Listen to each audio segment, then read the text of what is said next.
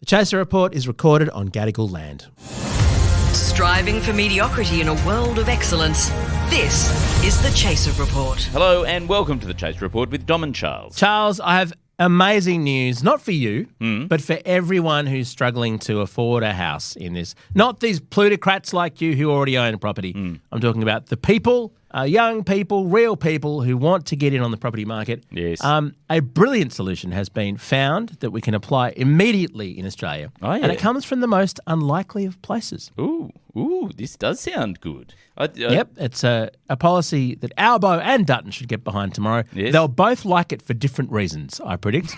It comes from Saudi Arabia, from our friends working on NEOM. This is the very ambitious and impressive plan to build a skyscraper 160 kilometres long. Yes. If you haven't seen this before, go and look at a photo of it. It's extraordinary. 160 kilometres long in one direction with virtually no width. I think it's about 100 metres wide or something. Yeah, by the way, I should note that I'm just going to fact check you there, which is that they've downscaled the project just in the last few months, and it's now no longer going to be 105 miles long or 160 kilometres. It's actually going to be 1.5 miles long.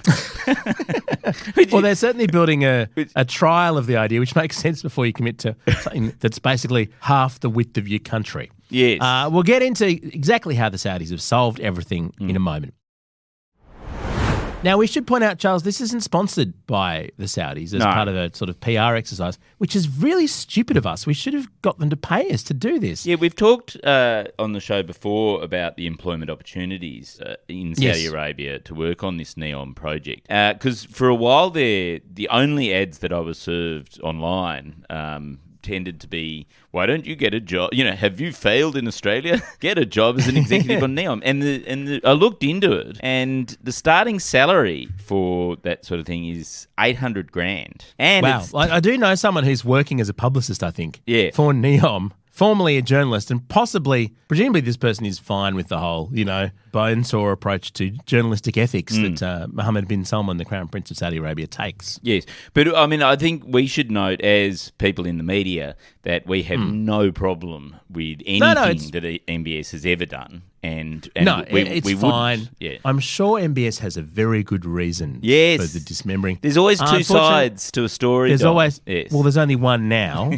and it's MBS's side. The other is it fell apart under the application of bone saws, I had to say. You're writing a dictionary of terrible ideas, aren't you, at the moment? Yes, I am. I'm writing it at the moment. You're not going to put the line in there as I wouldn't. No, of course I wouldn't put NEOM in the dictionary of terrible ideas. That would be dangerous for my well-being.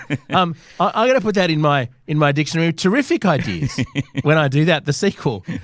So let's get into what's going on. So when I researched this for the book, which it actually is in, I saw they're definitely building a first bit of it first, as you would. Yes. But I think they're still planning to build the whole 160-kilometre long thing in the fullness of time. It's going to have a very fast train in the basement that supposedly gets you from one end to the other in 40 minutes. Yes, that's right.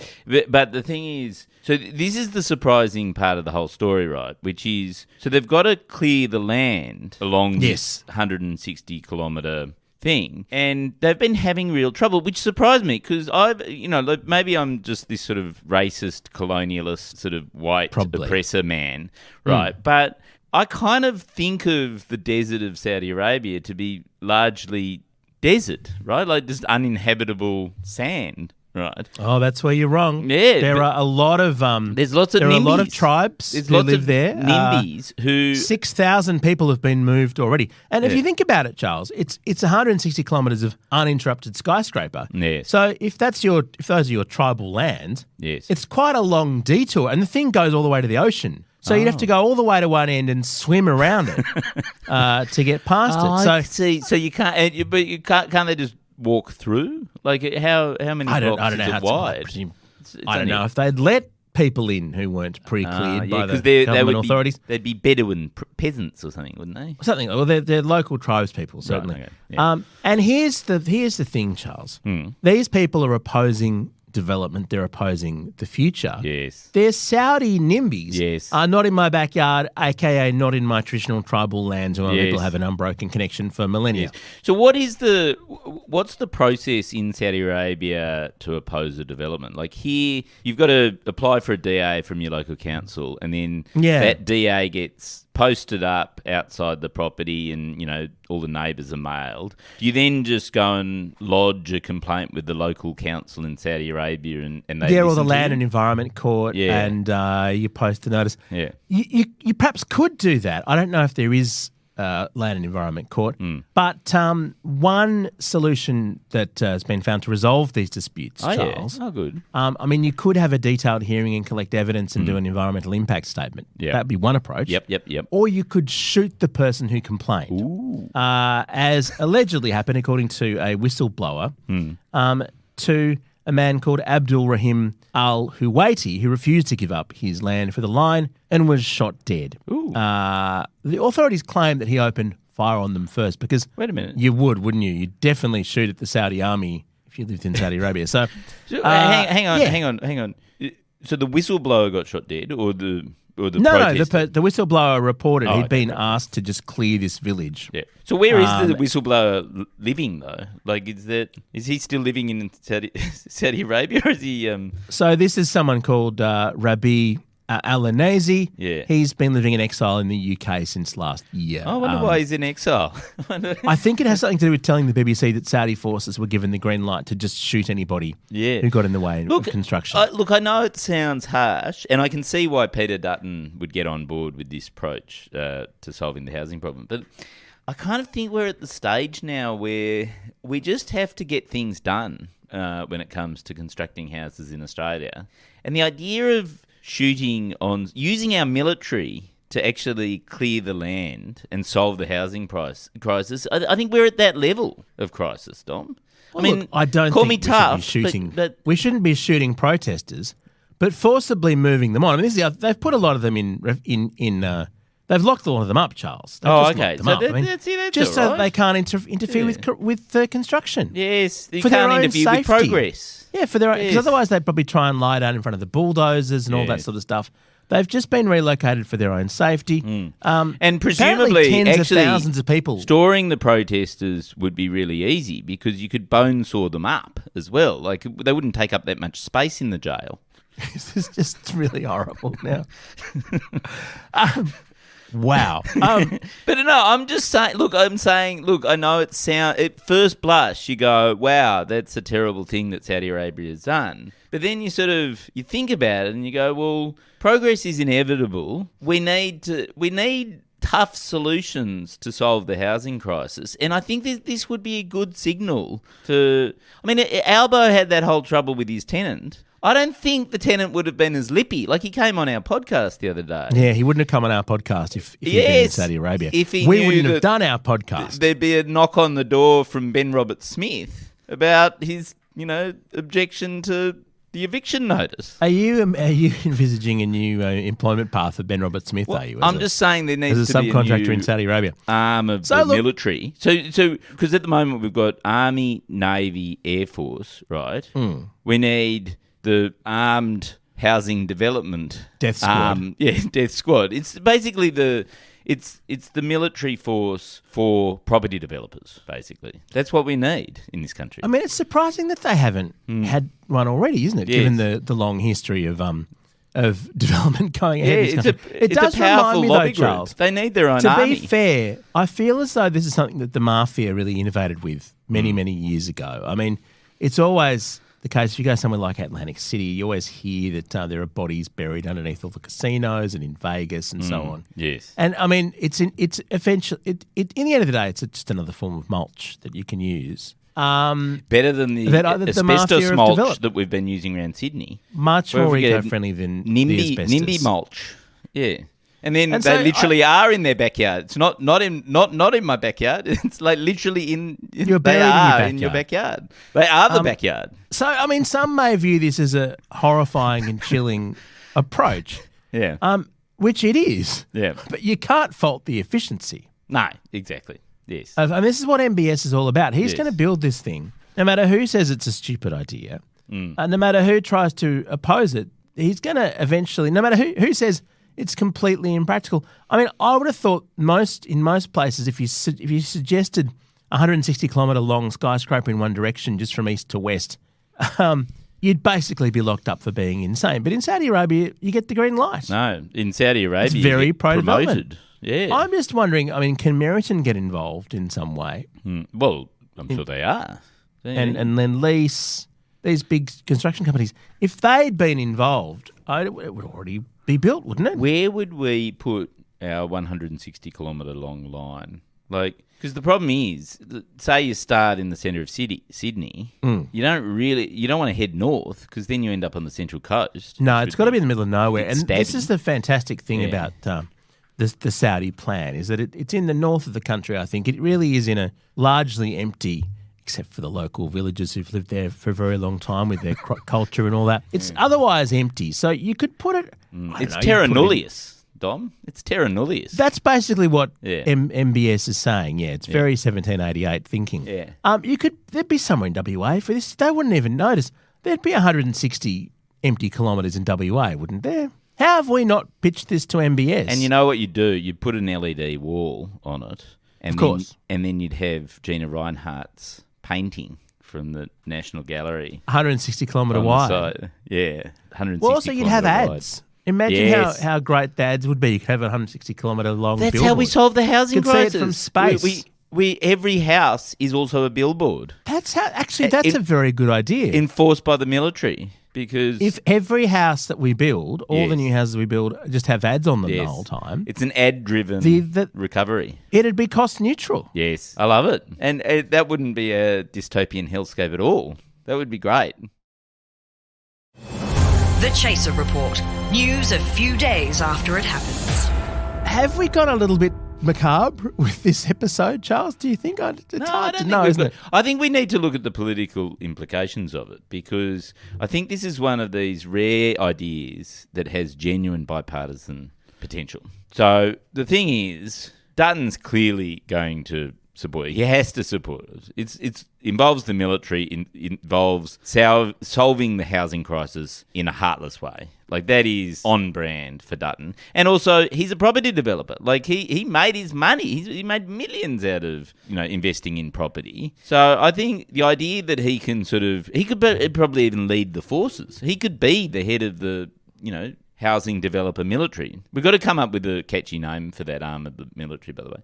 And then on the other side, Albo. I think Albo's struggling. I think he knows that housing is more of a problem than he's clocked. Right. He does need big ideas. And he needs to signal that he's open to big ideas. And this is where... And then Richard Marles. Like, look at Richard Marles. Like, this is such a great way to take the heat off all the problems that they've got all around the world. Like, no one would be talking about Gaza if we started sort of killing NIMBYs in the streets, would they?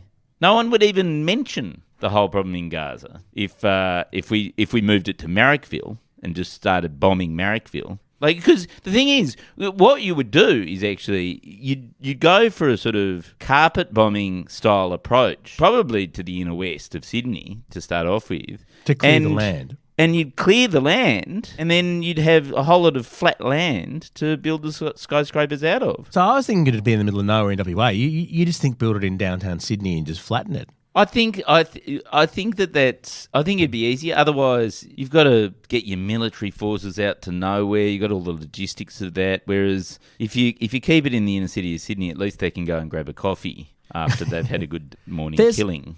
There's one aspect of this though, is that NEOM is pitched as incredibly eco-friendly. That's the whole basis for doing this, that everyone's living in such a dense environment. It'll have vertical farming and greenhouses and so on. And yes. I just don't think it'll be nuclear enough for the coalition. Yes. I just think I can't see how it's going to involve constructing, what did the CSIRO say, $70 billion for a new reactor? Some massive the whole amount. problem that they've identified about nuclear is the problem of NIMBYs. Like, nobody wants it in their own electorate. Oh, of course. Right? And we just deal with that very swiftly this doesn't have to be a bombing campaign. This can just be targeted assassinations of people who are complaining, just the politicians who are complaining about it being in their electorate. I think very quickly people would come to see the wisdom of having nuclear power plants in their electorate. But also, there's an easy solution to that. You just build the power plant, strategically leak a little bit of nuclear waste around the electorate, and then no one will want to live there anymore. They'll all leave.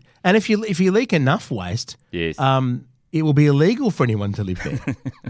So, I mean, no one lives at Chernobyl. I don't know if or Fukushima. They've actually had to cordon off that area. They've solved the housing crisis. Spilling enough, just spill enough waste, and no one can live there for thousands of years. These are all good ideas. These are all I don't know why very practical ideas. See, this is the problem with Australia in 2024 is there's no desire to learn from other parts of the world. It's true. About how to do We're not outward looking enough. We need more think tanks. Yes. I've always said there's not enough think tanks in this country. Yeah. I've told it to the Australia Institute. I've told it to the... Well, actually, Richard Dennis has commissioned a study about the lack of think tanks in Australia. Oh, okay. Yeah. No, the IPA agree, I think. Yeah, that's right. Yeah, the Menzies Institute, the Whitlam Institute. They all agree. Yeah, you should read the Grattan Institute's report on the lack of... institutes. No, it's there's actually an emerging consensus. I think the Lowy Institute also is on board with that. Okay, so you know what is also lacking in Australia? What's that? Podcasts. Yes, we should spin off a satellite podcast from the Chaser Institute. But also podcasters need their own military arm. I mean, if property developers are going to get one, we need our own militia. This is even more dystopian. Imagine a militia made up of podcasters.